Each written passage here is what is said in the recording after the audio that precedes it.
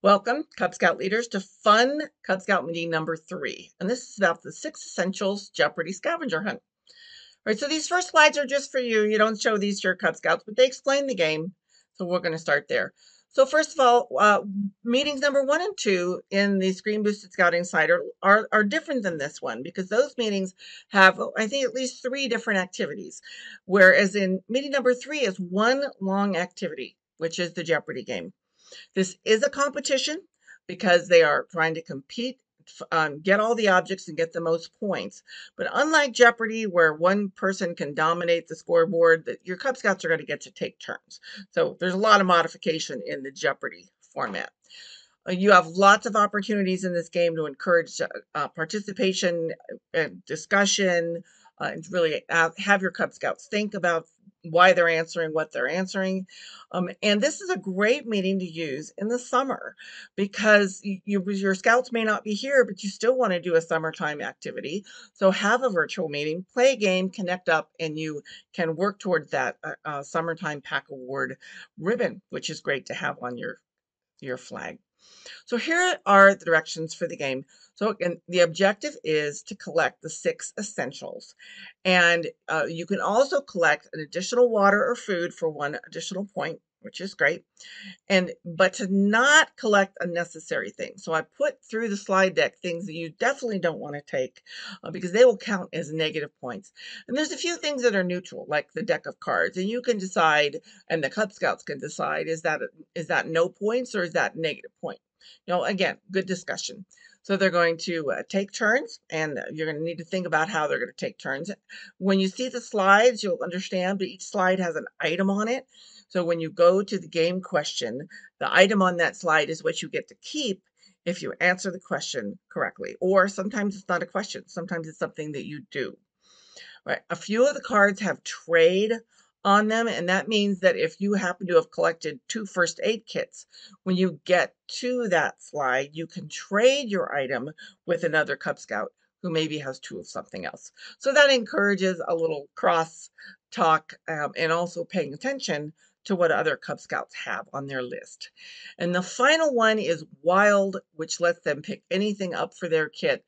So in case they're missing something, again, it's all about teaching those 6 essentials and having fun at the same time. So here are a few suggestions when you're facilitating this game. Have a really easy way to figure out who goes next, right? Yeah, whether that's alphabetically or set a certain order. You don't want to take a lot of time as you go through this game figuring out who is going to go next. I've mentioned a few times, get them talking about the answers that they come up with.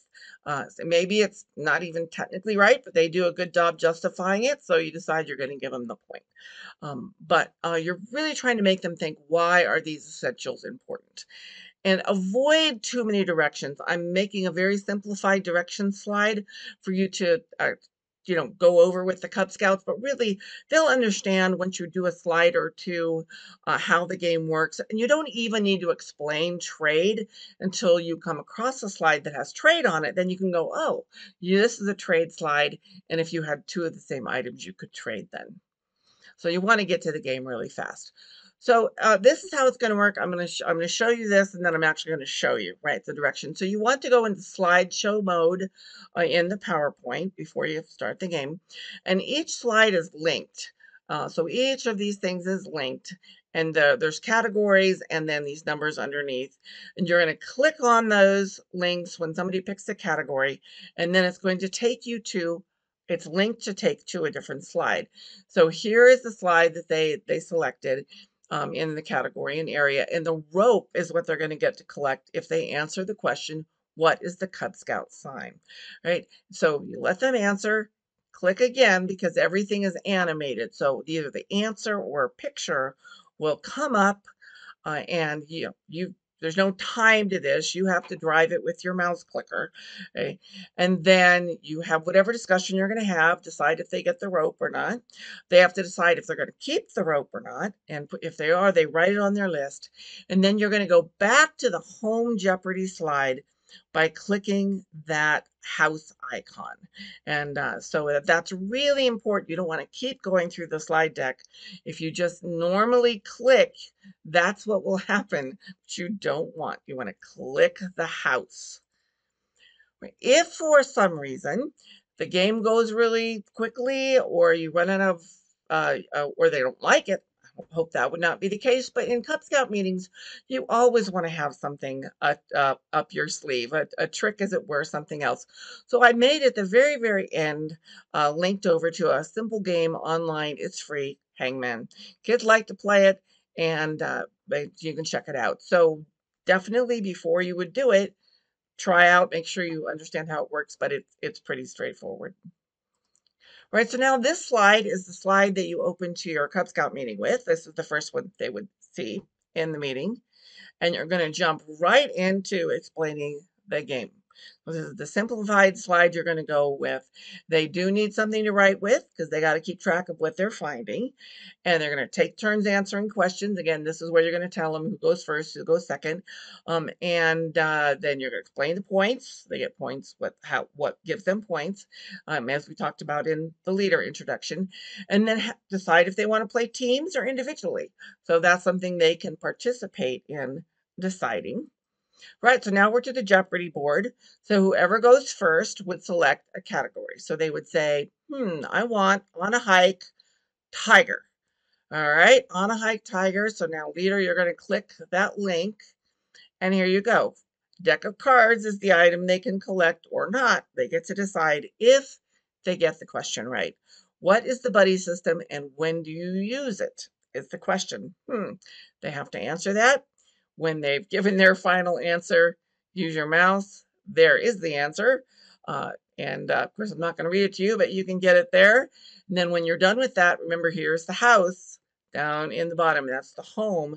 You want to click that to get back to the Jeopardy board, right? So then your next scout would go, campfire, fun, tiger, and there you go. There you're on another slide. So this is what happens if you don't go hit the home button, right? You click again, and then you click, and you're on the next slide in the deck. And again, that is not what you want. You want to use that home button. All right, so at the very end of the slide deck, here we go. This is the game scoring slide, so you need to walk through what they got points for, how many things they have. They should have a list. And of course, as you're going through the game, you might also want to have a list, keep track for the scouts. If they got extra food or water, terrific, and negative points for unnecessary things.